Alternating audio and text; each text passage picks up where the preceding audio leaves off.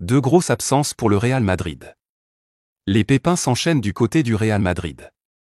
Outre la grave blessure d'Éder Militão victime d'une rupture des ligaments croisés pour la deuxième fois depuis l'été 2023, la Casablanca a aussi vu Lucas Vázquez et Rodrigo se blesser ce samedi lors de la large victoire 4-0 contre Osasuna.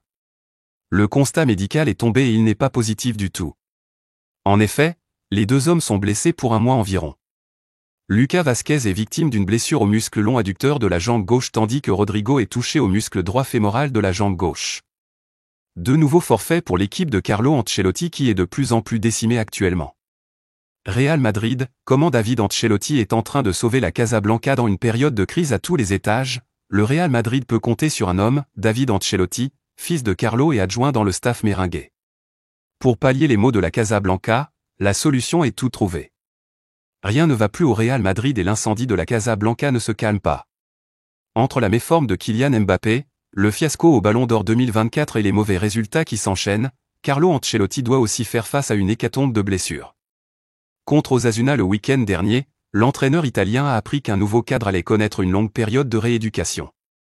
En moins de 20 minutes face au club de Pamplune, le club merengue a en effet perdu 3 joueurs sur blessure, à savoir Rodrigo, touché à la cuisse, Éder Militão, au genou et sorti sur civière, et enfin Lucas Vázquez, visiblement blessé à l'adducteur. Le pire était surtout à craindre pour le deuxième, et la mauvaise nouvelle a été confirmée.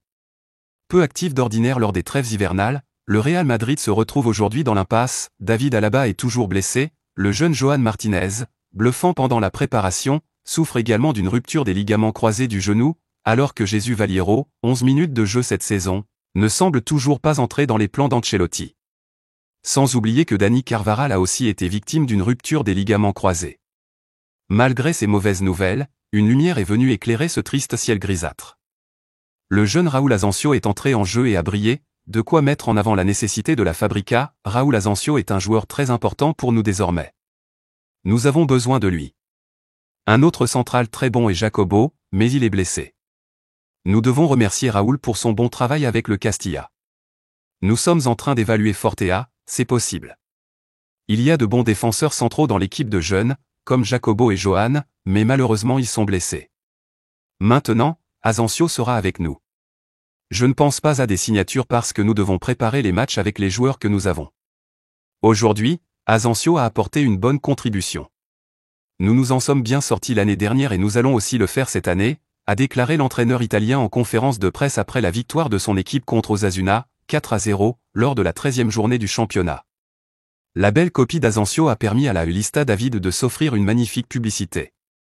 Le fils d'Ancelotti affiche un engagement particulier envers les jeunes pépites du Real Madrid. Et la confiance accordée à la Ulista David selon les informations de Marca, l'adjoint de Carlo Ancelotti, son fils David, est en train de gagner la confiance de plusieurs personnes de la direction et du staff en période de crise.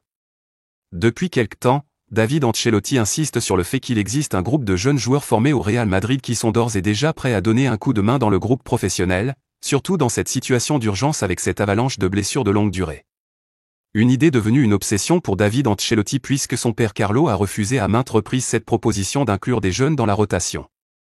En effet, l'ancien entraîneur du Paris Saint-Germain et de l'AC Milan est plus favorable au respect de la hiérarchie, même si cela implique de faire jouer ses joueurs expérimentés à des positions inhabituelles. Carlo Ancelotti ne veut pas exposer ses jeunes pépites à une trop grande pression dans ces moments délicats de crise, puisque selon lui, les solutions doivent venir des joueurs cadres de l'équipe première qui doivent ainsi prendre leurs responsabilités. Et avec l'explosion de Asensio, c'est tout le système de la Fabrica qui veut en profiter. Toujours d'après le journal espagnol, David Ancelotti continue de pousser avec ses propres recommandations. Depuis le passage d'Asensio en équipe première et la cote grandissante de Jacobo Ramon, le prochain nom qui gagne en force pour rejoindre les plans d'Ancelotti est Loren Aguado. Tout indique que le joueur de la Castilla sera celui choisi pour pallier l'absence de Lucas Vázquez et renforcer le poste d'arrière droit dans les prochaines semaines. Jesús Fortea, qui a été convoqué avec l'équipe des moins de 19 ans, continuera à apparaître avec l'équipe première, mais David Ancelotti considère Loren Aguado comme plus discipliné, plus puissant, plus expérimenté et surtout plus polyvalent en défense. Dans le chapitre du défenseur central, l'autre nom qui s'est renforcé ces dernières semaines est celui de Diego Aguado, international des moins de 19 ans et l'un des leaders de la défense centrale. Le défenseur de 17 ans a laissé de très bonnes impressions lors des entraînements auxquels il a participé en équipe première. Un impact très similaire à celui qu'a eu Johan Martinez cet été. Quant au milieu de terrain, les jeunes Chema et Izan Reguera sont déjà très appréciés par David Ancelotti et d'autres membres du staff.